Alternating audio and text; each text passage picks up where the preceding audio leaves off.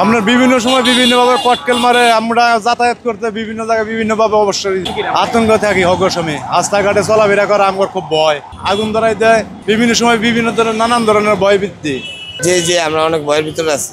এখন কেনা এই আগুনগুলো দিচ্ছে এটা তো আমরা জানি না সঠিক, তো আমরা খুব ভয়ের ভিতরে আছি। ঠিক আছে, তো দেখি সামনে কি হয়। সরকার যদি সুষ্ঠুভাবে দেখে তাহলে আমাদের একটু আমরা শান্তি পেতে পারি, নিরাপত্তা পেতে পারি।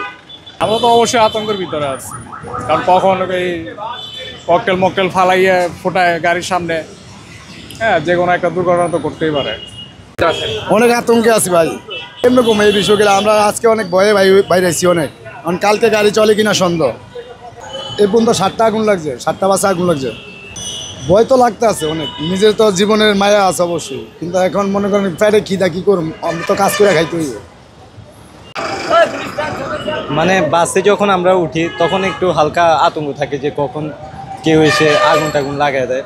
এটা নিয়ে সবসময় সবাই শঙ্কিত, এবং এটার জন্য সবাই মনে করি যে মানে বাসায় সবাই তো এটা নিয়ে চিন্তিত থাকে, বাবা মা।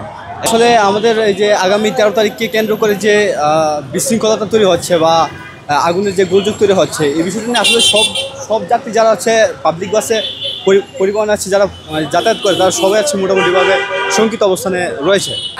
যে প্রতিদিন একটা মানে আতঙ্কে থাকা, মানে আমরা আতঙ্কে আছি খুব। যেমন মানে প্রতিদিন আমাদের বাসে আসতে হয় স্কুল কলেজে, বাসে বিভিন্ন রকম মানে যারা আর কি আগুন টাগুন দেয়, মানে এটা নিয়ে খুব আতঙ্কে। যেমন আমাদের গার্ডিয়ান তারা মানে আমাদের কলেজে পাঠাতে চায় না, ঠিক আছে,